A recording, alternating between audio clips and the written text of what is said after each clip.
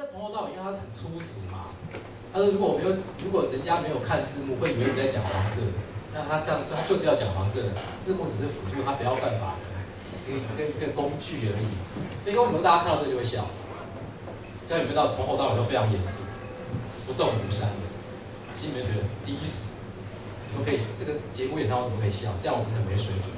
但其实你会笑就是正常，听毛毛哥会笑，看这个东西会笑，那表示性这个东西在我们身上还是有点作用嘛，本来就应该如此。可是好像讲邪虐，那层次好像就上不来，因为你把它一直处于一个搞笑的情境之下。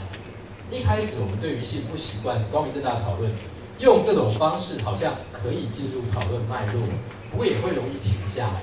所以我们接下来再看，应该可以怎么样让它变得稍微更精准一点。这是某一年我在中语系一个同学的习作，我个人非常喜欢这一点。这是诗哎，这叫图像诗，具象诗，诗名叫做《增产报国》。你也知道它模拟什么东西吗？然后旁边都是突的话，你也知道就是中指。那这个什么行为，大家也都知道。所以它的突选号里面都是人。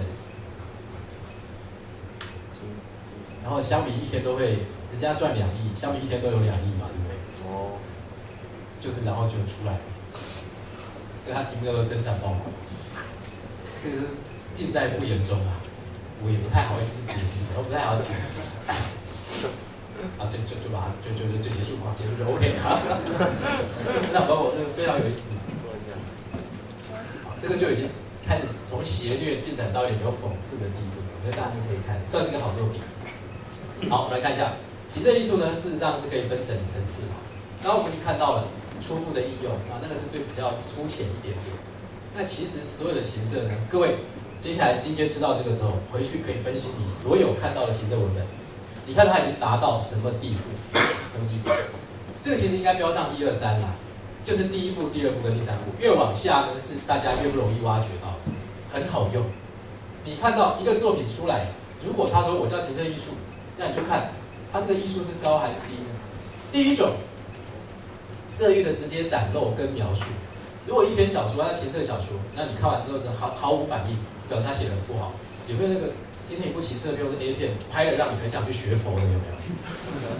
就你看完之后觉得哇，真的色即是空，空即是色啊，我还是去学佛好了。有讲跟骷髅做爱的，这是很重要的一个修行的禅观，叫做不净观、骷髅观。那很多人说，我很容易被肉体诱惑，他会教你怎么样逐步把对于肉体的崇拜去除。比如讲，一个漂亮女生在你面前，然后你当时就哇好棒，然后就会想象她如果没有穿衣服会是什么样子，想象她如果跟你亲热是什么样子。但是佛教鼓励你继续往下想，继续往下想，想象她上厕所的样子。那有些人觉得哇不错，我在这方面还是有癖好。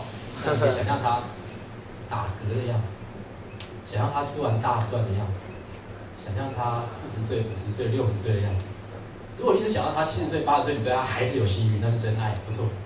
就可以继续下去，但在那老死呢，躺进棺材呢，然后开始想象这个美女眼凹开始凹陷，接下来眼睛开始被注视，然后眼睛开始下陷，然后里面长出蛆虫，想象她全身开始腐烂那个样态，到后来整个都烂光光，开始剩下白骨。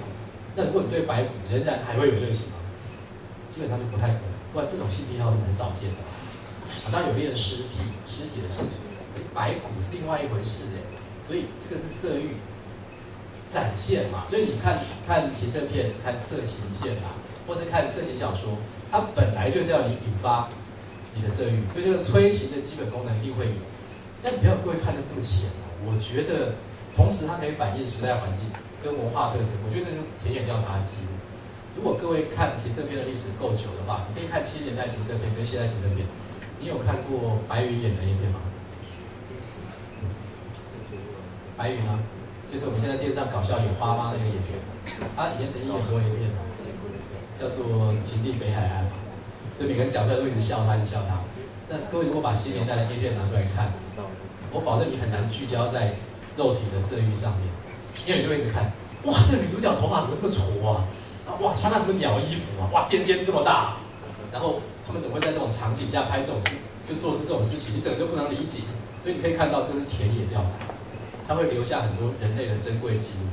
讲真的啦，像我们就感慨很多。我第一次看是在我们宿舍里面看，我还记得哦，那年是跨年，多么重要的日子。我大2跨大3那一年，以前我们是8个人一间，多么的拥挤，对不对？8人一间，你可以想象那是什么生活吗？然后那年要跨年的时候，通常我们跨年有一个习俗，以前没有电话，不要讲速网，连电话都没有。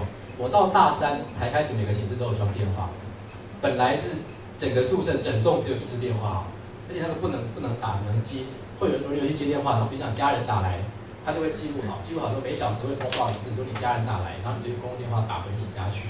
那到大3才开始有电话，所以那是一个通讯基本靠吼的年代，那是一个防卫、保全基本靠狗嘛，通讯基本靠吼嘛，哈，这是个年代。所以以前东吴大学的习惯是每年跨年那一天，男生宿舍就会往女生宿舍那边喊新年快乐，然后女生就会喊回来，多么淳朴的年代，这样就已经开心了。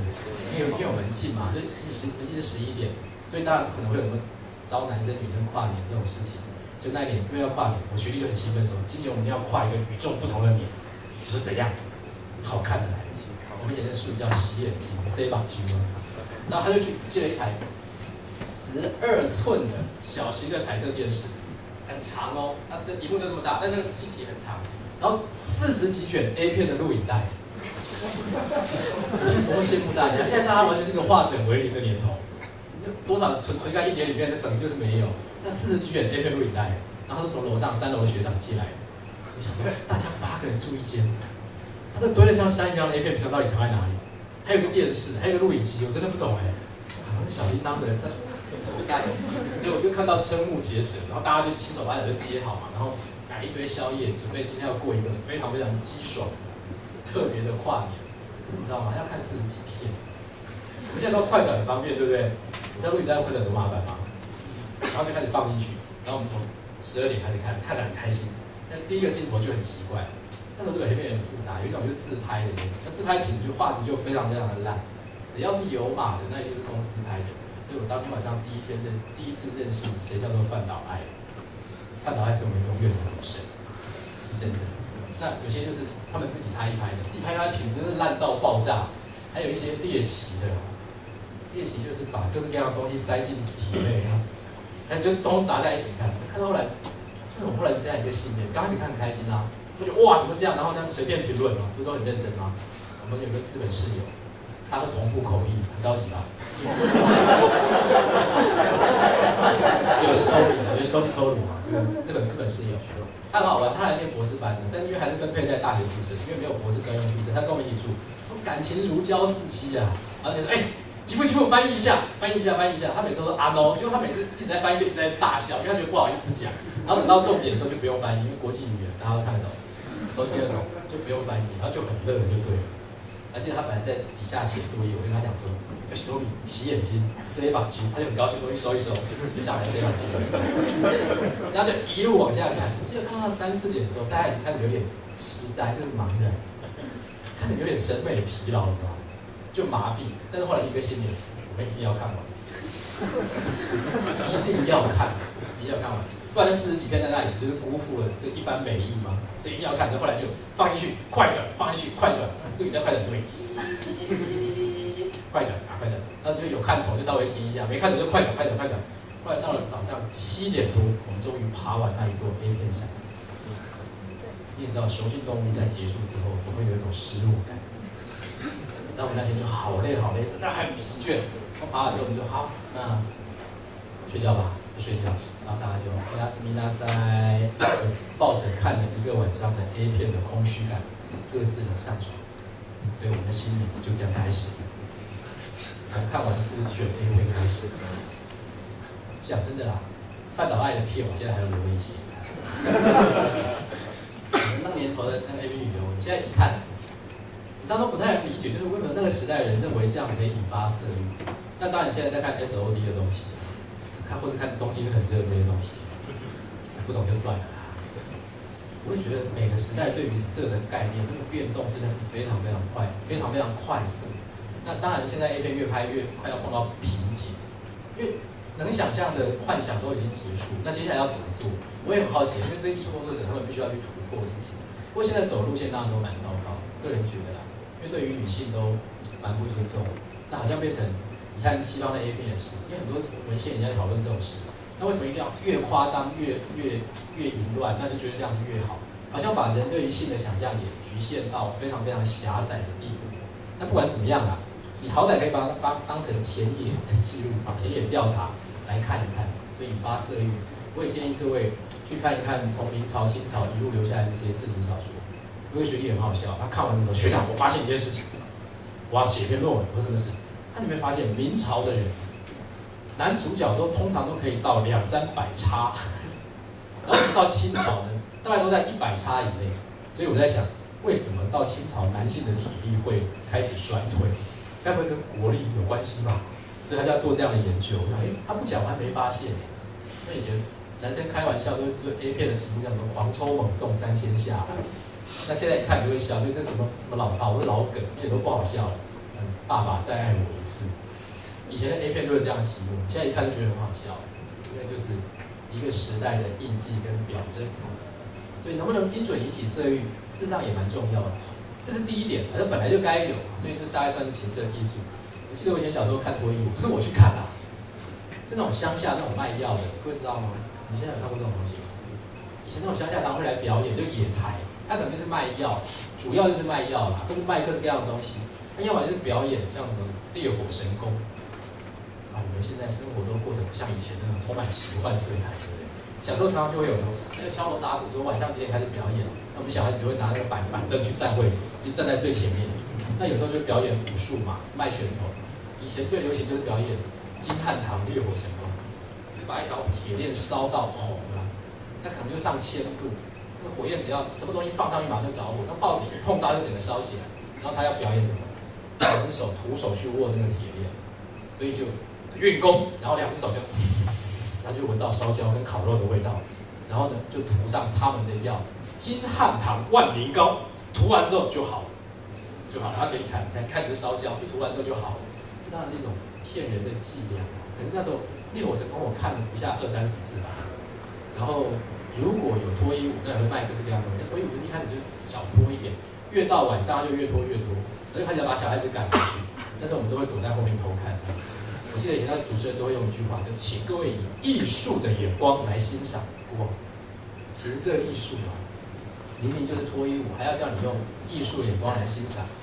我小时候就记得一句话，他说今天这位小姐是有名的东南亚第2肉蛋。我小时候根本听不懂什么叫肉蛋，我想说啊，东南亚第2肉蛋，肉蛋是什么意思？后来当然就知道肉蛋是这个意思。现在你们也不讲肉蛋了，也退流行了。那我后来我在想，那东南亚第1肉蛋到底是谁？他说是第2肉蛋。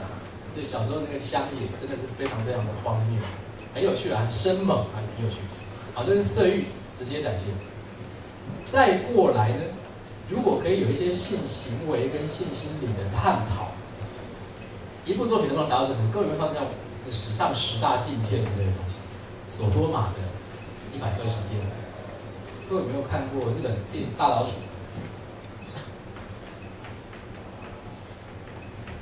这是非常重要的一个日本导演。好，如果可以去弄的话，去看这一部，这是他的代表作。